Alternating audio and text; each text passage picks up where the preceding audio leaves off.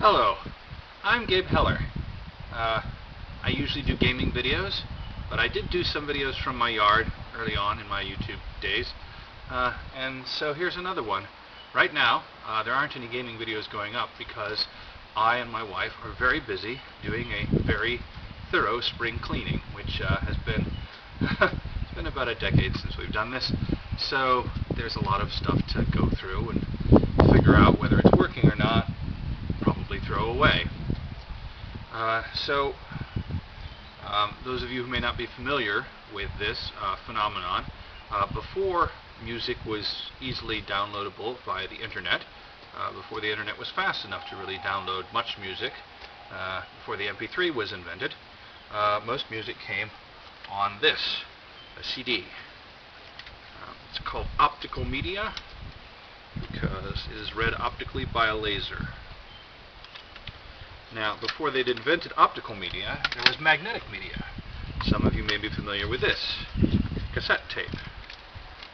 It's made of mylar with coating on it, and it runs past a head which is able to read changes in the magnetic properties of the tape, and then there were other heads that could change the magnetic properties of the tape in patterns according to sound.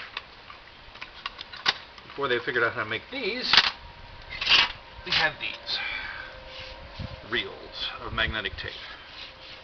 A reel such as this was capable of storing an hour and a half, maybe even 3 hours if you ran it slow enough. If you ran it at the speed that they're running these at, you could put 3 hours on one of these.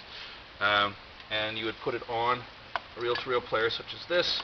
You would put a reel full on this side, and a take-up reel on this side.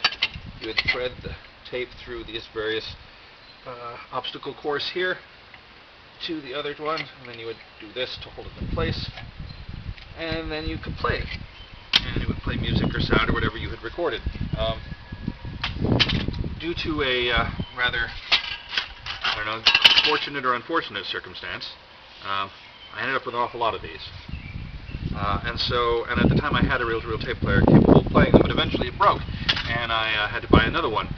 Now, this particular reel-to-reel player was at Axeman Surplus in St. Paul and had been there for many years, and it had not gotten bought. It was, I believe, the original price that I saw it for was $200, but by the time I needed a reel-to-reel player, it was at $65. Yeah. So it weighs more than 40 pounds.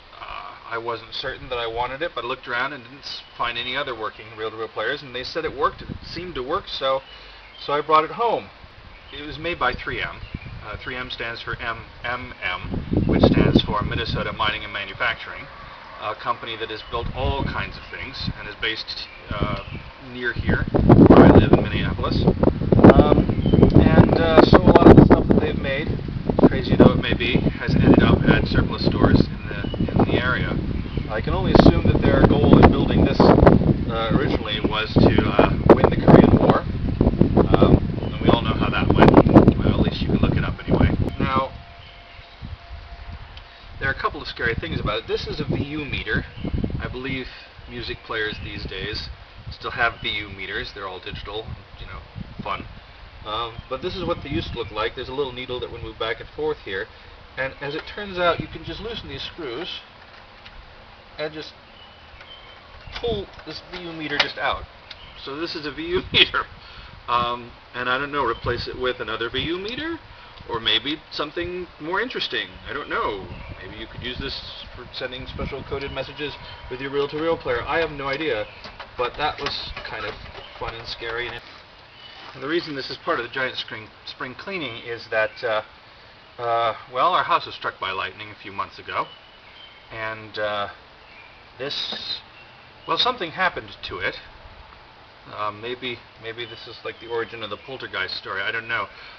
But so a number of the circuit breakers were tripped by the lightning, and I went downstairs to fix them and clip them back on, and then this happened.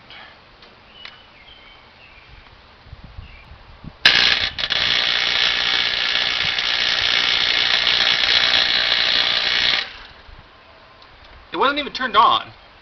It was just doing that. And so I figured, wait a couple months for all the lightning to get out of these giant. There are capacitors inside this thing as big as my fist. To wait for the capacitors to just charge, and maybe everything would be fine again. But no, it's a couple months later, and I plug it in, and it still does. But just try pressing buttons. They don't do anything anymore. It's like an airplane cooling down. So the question is, what do I do with the world's scariest reel-to-reel player? There's a headphone jack. If enough people like this video, I might plug in a pair of headphones and see what happens. But so yeah, that's the world's scariest reel-to-reel player. Bye for now.